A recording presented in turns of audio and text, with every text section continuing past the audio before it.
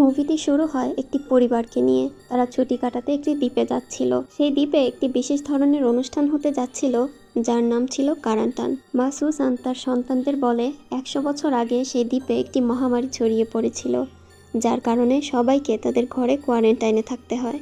অনেক মাস পরে তারা ঘর থেকে বের হয়েছিল, কিন্তু তখন পর্যন্ত তারা কোনো কাজ করেনি। এর ফলে সেখানে দুর্ভিক্ষ দেখা দেয়। দুর্ভিক্ষের কারণে কিছু মানুষ না খেতে পেয়ে মারা যায়, আর কেউ কেউ মানুষ শিকার করাও শুরু করে। শেষ পর্যন্ত সেই লোকজন কোয়ারেন্টাইনের সময় শেষ হলে ঘর থেকে বের হয়, কিন্তু ততক্ষণে দ্বীপটি ব্যাপকভাবে ক্ষতিগ্রস্ত হয়ে পড়ে। সেই ভয়ানক সময়ের স্মৃতিতে সেখানে প্রতি 10 বছর পর পর একটি উৎসব পালন করা হয়। এই উৎসবে মানুষ 8 ঘন্টা ধরে থিয়েটারে পারফর্ম করে এবং তখনকার ঘটনাগুলো নাটকের মাধ্যমে সবাইকে দেখায়, যেন বর্তমান প্রজন্ম তাদের পূর্বপুরুষদের সেই আত্মত্যাগ ভুলে না যায়। এরপর তারা রাস্তায় একটা ক্যাফের সামনে থামে। সেই ক্যাফের মালিক ছিল কিছুটা অমার্জিত স্বভাবের। সুসান তাকে সাধারণ কিছু প্রশ্ন করার চেষ্টা করে। তিনি মালিকের কাছে তার সন্তানের ব্যাপারেও জানতে চান, কিন্তু সে লোকটা রূঢ়ভাবে জানায় যে তার সন্তানরা মারা গেছে এবং তাদের অধিকাংশ প্রশ্নের উত্তরও দেয় না। সুসানের সন্তানরাও সেই ক্যাফেতে যায় এবং ক্যাফের পেছনে তারা অদ্ভুতভাবে একটি সমুদ্র পাখিকে কাটা দেখতে পায়। তারা পাখিটির ছবি তোলে।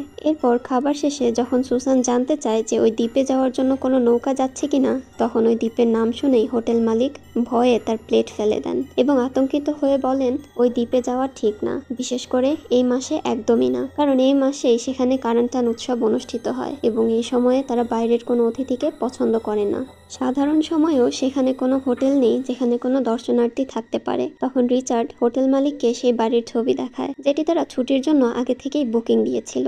শেষমেশ হোটেল মালিক তাদের আসল সত্যটা জানিয়ে দেয়। তিনি বলেন ওই দ্বীপের লোকেরা মানসিকভাবে অস্থির, অর্থাৎ সাইকো, এবং তারা বাইরের লোকদের ধরে কেটে ফেলে, এমনকি খেয়েও ফেলে। তবে এত কিছুর পরেও তারা একটুও ভয় পায় না, বরং ভাবে যে এই শেফ নিশ্চয়ই গাঁজাখড়ি কোনো কথা বলছে। সুসান যে কোনো মূল্যে কারান্টান দেখতে চায়। তারা এত দূর এসে গেছে, তাই ফিরে যাওয়ার কোনো প্রশ্নই ওঠে না। কিছুক্ষণ পর তারা সমুদ্র ঘাটে নৌকার হর্ন শুনতে পায়। যখন তারা লাগেজ সহ নৌকায় উঠতে যাচ্ছে, তখন রিচার্ডের মনে পড়ে সে তার মানিব্যাগ হোটেলে ফেলে এসেছে। সে দ্রুত ফিরে গিয়ে মানিব্যাগ নিয়ে আসে। তারপর নৌকার এক মেয়ে তাদের জিজ্ঞাসা করে তোমরা কোথায় যেতে চাও। তারা যখন দ্বীপের নাম বলে, তখন সেই নৌকার মেয়েটিও আতঙ্কিত হয়ে পড়ে এবং আশেপাশে বসে থাকা অন্য যাত্রীরাও তাদের দিকে সন্দেহ ভরা চোখে তাকাতে শুরু করে।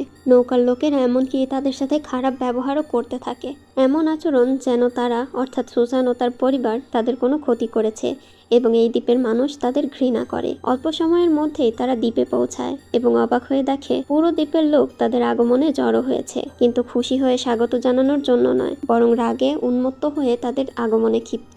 এখন এই দ্বীপের লিডার ক্লারা সামনে এসে জিজ্ঞাসা করে তোমরা কারা, এখানে আসার উদ্দেশ্য কি। সুসান হালকাভাবে উত্তর দেয় আমরা এখানে ছুটি কাটাতে এসেছি আর এখানে হওয়া কারান্টান উৎসব দেখতে চাই। তখন এক অদ্ভুত চুপচাপ স্বভাবের ছেলে সামনে এসে বলে আমরা আমাদের কারান্টান উৎসব কাউকে দেখাই না, এখানে তোমাদের আগমনে কেউই খুশি নয়, তাই ভালো হয় তোমরা ফিরে যাও। কিন্তু সুসান দ্বীপ ছেড়ে যেতে অস্বীকার করে এবং জানায় তার এই জায়গার সঙ্গে ব্যক্তিগত সম্পর্ক আছে, কারণ বহু বছর আগে যারা ইংরেজ অফিসার ছিল, যাদেরকে এই দ্বীপবাসীরা হত্যা করেছিল, তাদের মধ্যে একজন ছিল সুসানের দাদার বাবা। এই কথা শুনে ক্লারা ভীষণ রেগে যায় এবং সামনে এসে সুসানের কলার চেপে ধরে হুমকি দিয়ে বলে যদি তোমার নিজের জীবনকে মূল্য দিয়ে থাকো তাহলে এখনই এখান থেকে চলে যাও। ক্লারা সুসানের ক্ষতি করতে পারে তার আগেই সেখানে এসে উপস্থিত হয় সেই ব্যক্তি যে তার নিজের বাড়ি ভাড়ায় দিয়েছিল সুসানদের পরিবারকে। এখন সমস্ত দ্বীপবাসীরা এই লোকটির ওপর রেগে যায় যে তার বাড়ির বাইরের লোকদের ভাড়া দিয়েছে। তখন সে লোকটি বলে এই বাড়িটা আমার মায়ের ছিল, এখন আমার নামে, তাই এই বিষয়ে কারো আপত্তি থাকার কথা নয়। এরপর সেখানে কিছু কথা কাটাকাটি হয়। শেষে ক্লারা তাকে সতর্ক করে বলে তোমার অতিথিরা কেবল কয়েকদিনের জন্যই থাকতে পারবে। শেষমেশ তারা লোকটির সঙ্গে তার বাড়ির দিকে রওনা হয়।